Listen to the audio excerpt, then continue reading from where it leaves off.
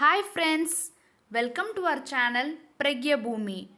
Today in this video we'll discuss about a very important topic, the Great Revolt of 1857.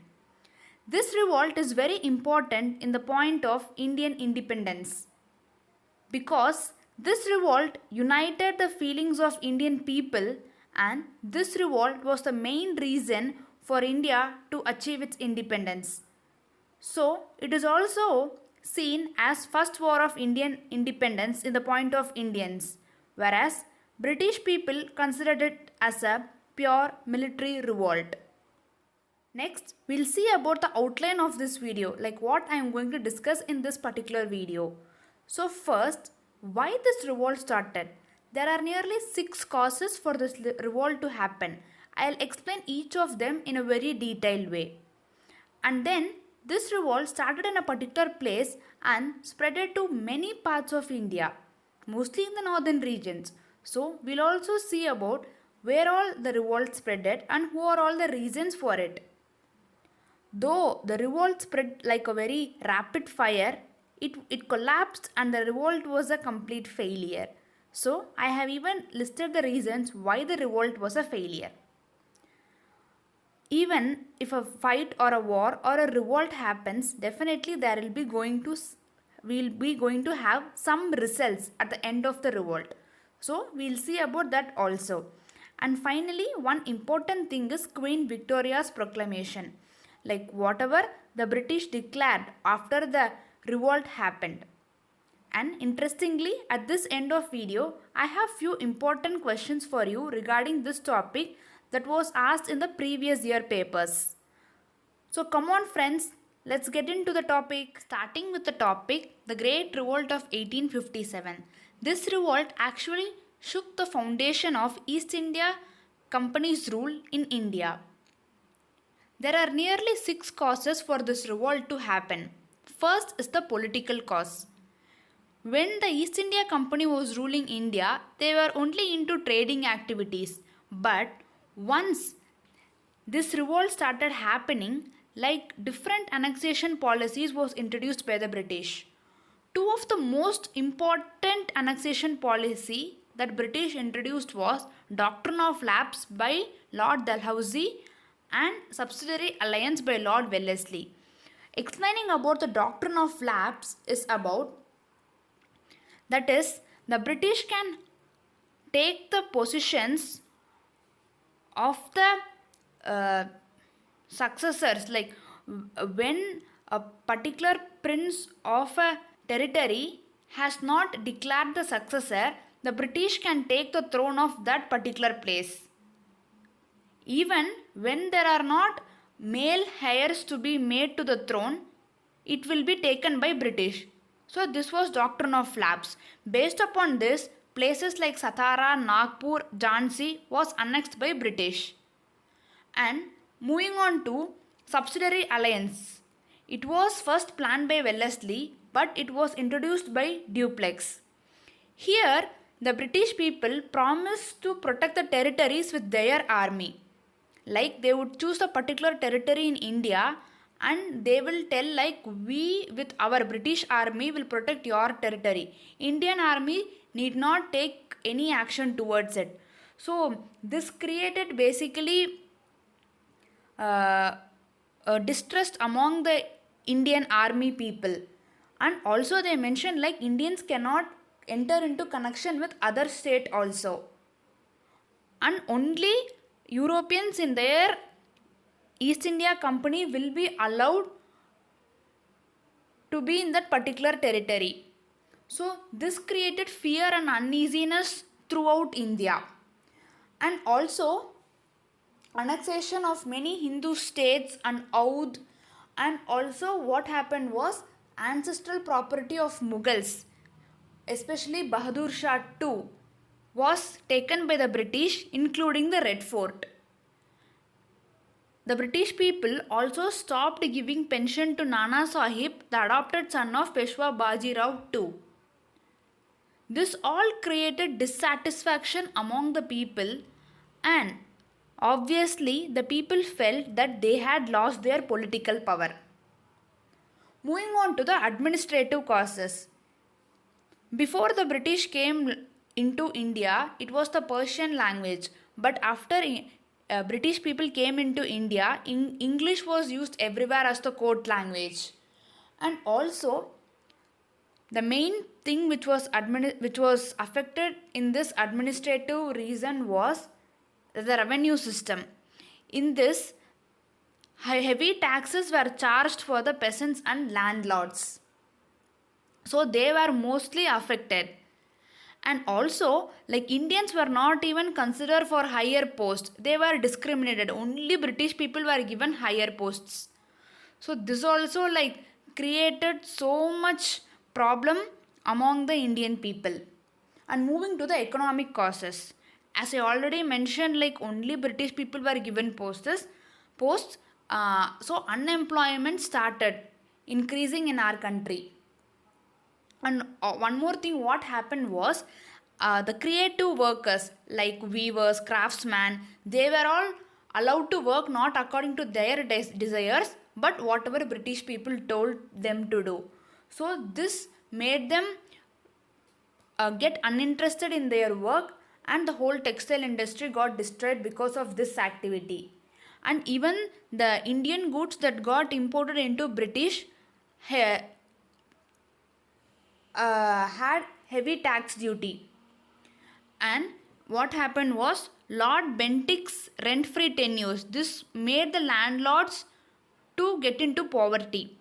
And at this that particular time only, like 7 famines happened in India.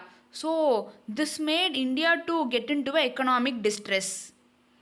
And next point is social and religious causes. Here the religious sentiments of Indian people was mostly affected, because India is a country with traditional practices like sati, all those things were followed in India. Once the Western people came into India, abolition of sati happened, widow remarriage was legalized, and even the Hindu law of property was changed. That is, more people were encouraged to convert into a Christian, and for this they will receive a share of ancestral property. And pitifully, what happened was tax was levied on lands of temples and mosques. So this affected the religious sentiments of people very much. And next, moving into the military causes. Here the main sepoys, Indian sepoys, were involved in this causes. What happened was Indian sepoys who were in par with the European army were given very low salary. They were not treated good, and even the promotions was very bad for the Indian sepoys.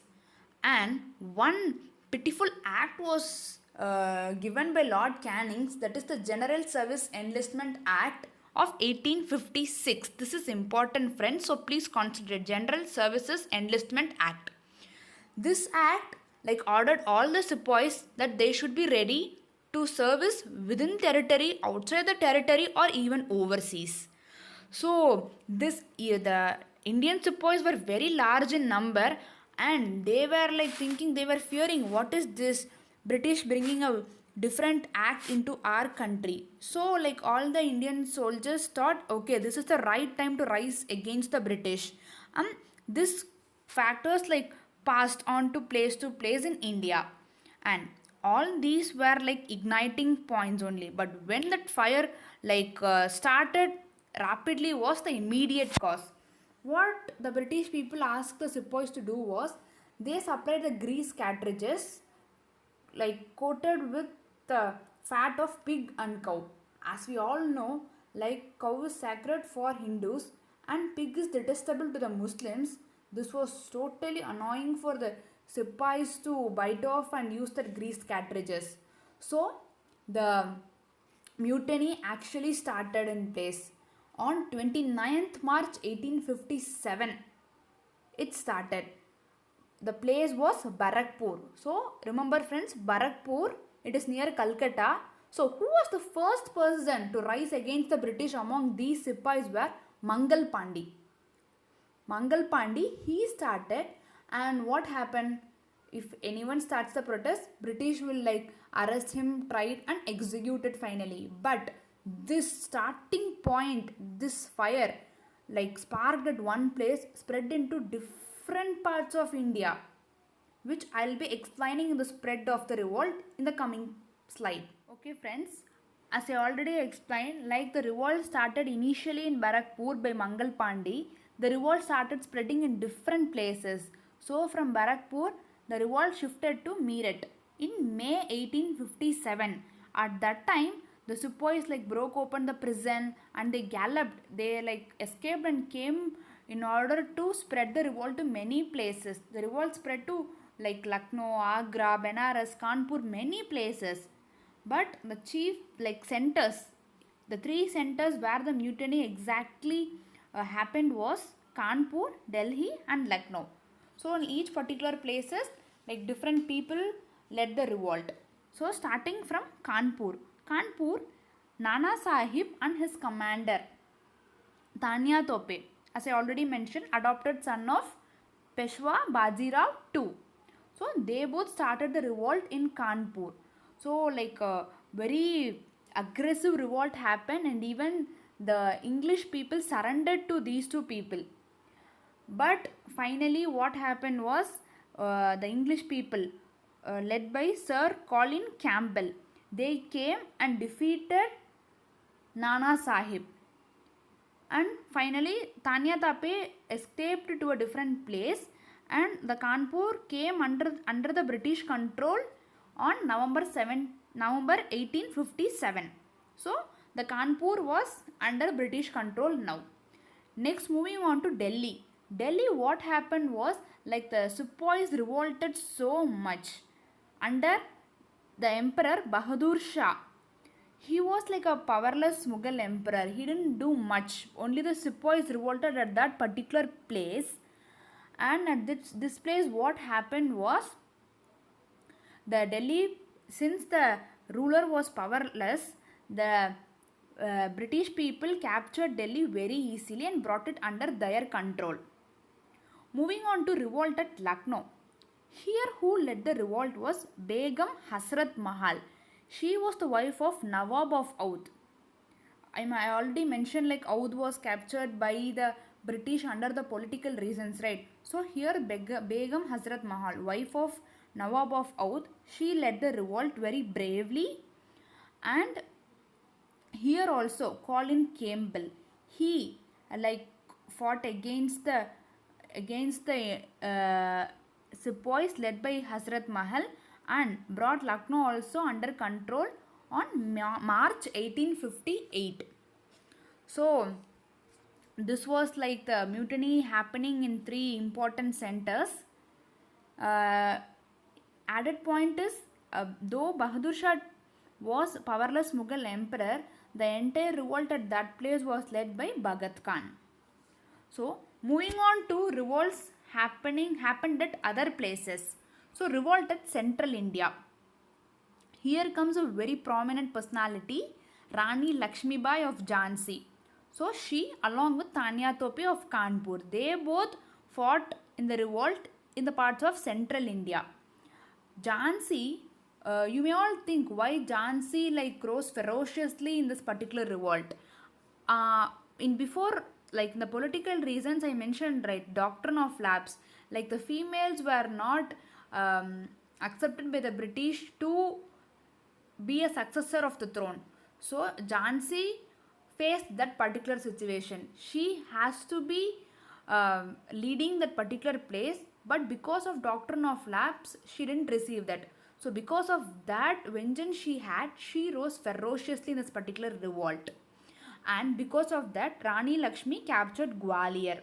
But unfortunately, she was also killed in the battle in June 1858. Tanya Tape, here also he tried to escape, as in we saw with Nana Sahib. Here also he tried to escape, but he was also captured and put to death. And moving to revolt at Bareilly, this actually nothing happened during this particular in this particular place. Only the sepoys revolted, but this was also easily captured by the British people. And then the revolt at Bihar. Here one aged person, aged nearly 80 years. He was a landlord and zamindar. His name was Kunwar Singh. He fought very bravely, and finally he also died in 1858, and then it was led by his brother Amar Singh, but this revolt also collapsed very soon. So from all these things we can see that the fire started, it started spreading, but it was of no use. It got collapsed so soon in each of the places. So definitely there was a failure in this revolt, right? So let's see about the failure. Like what happened exactly, why this was a failure. So coming to the failure, the first thing is disunity. Because the people of different places started the thing, there was not at all unity. Each of them wanted to lead the revolt in different ways.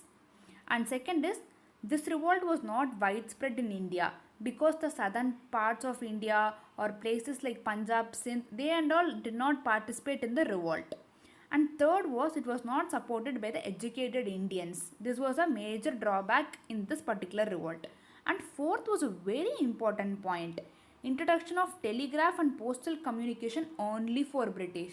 Imagine, Indian people, we are not having any these kind of telegraph or postal communication, and if only British people has, they will be informed. All the military forces of British will be informed. But imagine the plight of Indians. It's very difficult to think like what British might do in that particular situation. And the fifth point is modern weapons only with British, but the Indian sepoys used only traditional weapons, which was of not par with the weapons used by British. And sixth is poor planning and organization. Because this revolt was not at all planned properly, it broke out prematurely in many places.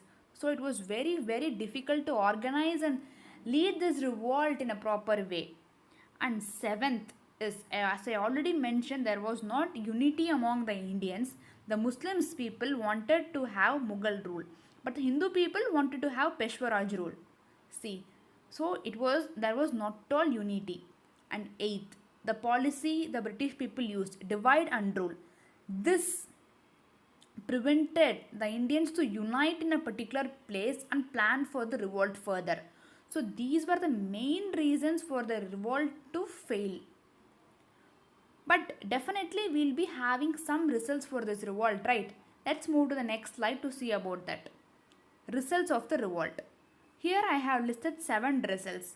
First thing was, in 1858, like after all these revolt happened, what happened was the India under East India Company changed to British Crown. So India is now under the control of British Crown. And second thing, Board of Control and Court of Directors got abolished, and Office of Secretary of State was created with a council of 15 members. And third thing is, the post of Governor General of India was now designated as Viceroy of India. That means like that person is representative of the crown. And fourth is right of adoption for Indian princes. Like previously, British used to capture the territory of Indian princes like very ruthlessly they used to do. But now they have given a right of adoption for Indian princes. Fifth is high post for Indians. Without any discriminations, Indians will be taken for high posts. Sixth is reorganization of Indian army. Seventh, main thing of this revolt is these all things clubbed up, like brought together the feeling of oneness among the Indian people, and this sought the freedoms for real freedom that happened in 1947.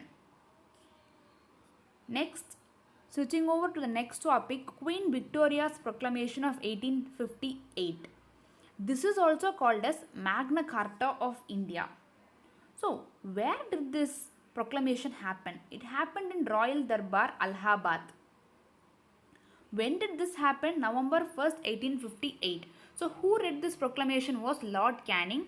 He was the last Governor General and first Viceroy of India. As already I mentioned, the positions changed to Governor General to Viceroy of India. So what exactly this proclamation told was, these lines were there in the proclamation. In their prosperity will be our strength. In their contentment will be our security. In their gratitude, our best reward. So basically, the British people mentioned that the territories will not be annexed and the English will not interfere in the religious sentiment of Indian people, and also they promised to pay due regards to the ancient rites and customs of India, and even to grant general pardon to all offenders except those who had been part in the murder of British subjects. So the British now they were ready to respect the Indian customs and rights to a extent. So a small recap about whatever we saw now was, we started about the what is the Great Revolt of 1857 and the causes, 6 causes, and the main thing was the immediate cause. And then moving on to the spread of the revolt, we discussed about revolt at Kanpur, Delhi, Lucknow, Central India, Bareilly and Bihar. And next about the failure, the 8 things we discussed, the results of the revolt, what happened, and then about the Queen Victoria's proclamation, whatever she declared in her proclamation. So finally, this revolt of 1857 was the preliminary thing for igniting the national oneness among Indians, and this paved way to achieve independence for India in 1947. Regarding to preliminary examination, like which leaders participated in the revolt might come, and in point of mains examination this question may come indirectly, like which revolt led to the rise of national movement. Enjoyed the video? Give a thumbs up. For any doubts or suggestions, comment below. Finding it useful? Share it with your friends. For further videos, subscribe to our channel and click on the bell icon. Bye. Thanks for watching. Have a good day.